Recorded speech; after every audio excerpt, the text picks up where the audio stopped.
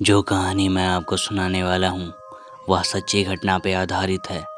मेरा नाम प्रवीण है। ये बात तब की है जब मैं 16 वर्ष का था। तो मेरे एक दूर के रिश्तेदार में शादी थी, तो उनकी शादी में मुझे जाना था। तो हम उनके घर शादी के एक दिन पहले ही चले गए। हमें बारात लेकर खुशीनगर से थोड़ा बाहर जाना था, तो हम शाम 6 बजे ही घर से बारात लेके निकल गए और 9 बजे तक हम लगभग वहाँ पहुँच गए। पर वहाँ पहुँचने पर मुझे कुछ अजीब सा लग रहा था, क्योंकि हम जिस जगह आए थे वहाँ पर जंगल को छोड़ के कुछ भी नहीं था। उस होटल के मालिक ने हमें पहुँचते ही चेतावनी दे दी, रात में कोई भी जंगल की ओर नहीं जाएगा। अगर कोई भी गया, उसके साथ कुछ भी घटना हुई तो उसमें होटल की कोई जिम्मेदारी नहीं होगी। पहले हमें तो लगा उस होटल के मालिक ने हमें डराने के लिए सब बातें कही हैं। फिर हम में से एक दोस्त ने बोला, चलो जंगल में घूमने चलते हैं यार। मैंने उसको मना किया, नहीं यार, उस मैनेजर ने हमको मना किया था, हमें जंगल में नहीं जाना चाहिए। फिर भी मेरा दोस्त माना नहीं। वो कहा, तुम डरपोक हो, तुम जंगल के अंदर नहीं जा सकते। फिर क्या, मैं भी उनके साथ जंगल की ओर चल दिया। हम जैसे जैसे जंगल के अंदर जाते वैसे वैसे ही हमको कुछ अजीब सी आवाज़ें आ रही थी। आवाज़ों को सुनकर हमारा मन अजीब सा हो रहा था। फिर भी हमारे दोस्त ने कहा, अबे कुछ नहीं है, जंगल में ऐसे ही जानवरों की आवाज़ आती रहती है। फिर हम धीरे धीरे आगे पहुँचे। हमने रास्ते में कुछ ज़्यादा ही पी ली थी, इसीलिए हमको थोड़ी सी टॉयलेट लगी थी, तो हम वहीं आसपास में टॉयलेट करने लगे। पर मुझे क्या पता था, मैं जहाँ पे मूत रहा हूँ वहाँ पे एक कब्र थी। फिर हम मूत के जा ही रहे थे, तभी मैंने फ्लैश ऑन किया और देखा, मैं जहाँ पे मूता हूँ वहाँ पे एक कब्र थी।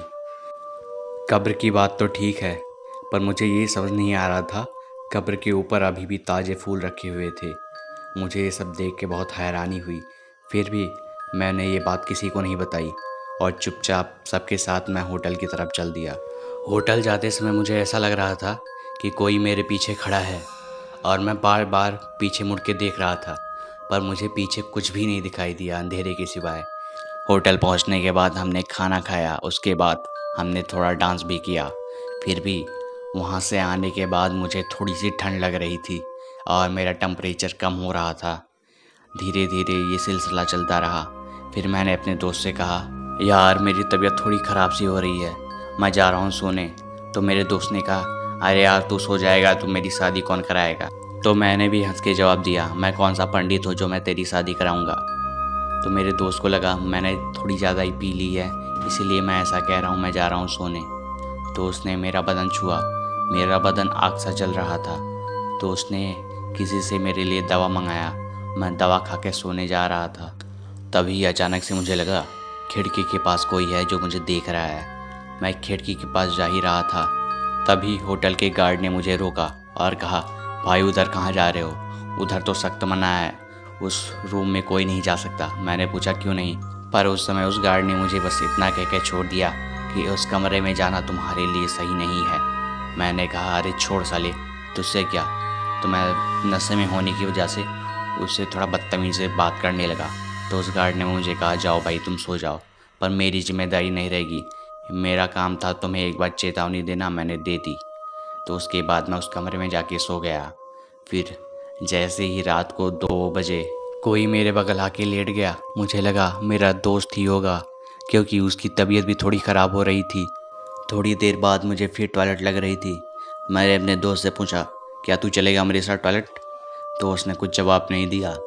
फिर मैं उठ के नीचे जा ही रहा था, तो मैंने देखा मेरा दोस्त विशाल वहाँ मेरे सारे दोस्तों के साथ बैठ के गप्पे मार रहा है। मुझे अजीब सी बेचैनी होने लगी, मेरे रोंगटे खड़े होने लगे। अपने दोस्त विशाल को बाहर देखकर मुझे इतना तो पता लग ही गया था, जो छत पे मेरे साथ सोया था वो विशाल तो नहीं था। फिर मेरी फट गई थी, तो मैं सोचने लगा वो कौन था। मैंने अपने दोस्त से पूछा, कोई मेरे साथ ऊपर आया था सोने। तो सब ने मुझे बताया कोई नहीं गया था ऊपर। तो उस समय मुझे अपनी माँ की कही हुई बात याद आई। मेरी माँ हमेशा कहती थी, अगर कभी भी मुसीबत में हो तो बजरंगबली को याद करो दिल से, वो हमेशा तुम्हारी रक्षा करेंगे। और मेरी माँ ने मेरे लिए एक बजरंगबली का लॉकेट भी बनवाया था, पर फैशन के चक्कर में मैंने अपना लॉकेट अपने बैग में ही रख दिया था। तो फिर मैं अपना बैग ढूंढने लगा। भगवान की दया से मुझे मेरा बैग भी मिल गया। मैंने अपना लॉकेट पहन लिया। उसके बाद से सब नॉर्मल हो गया। मेरी तबीयत भी ठीक हो गई। जय बजरंगबली।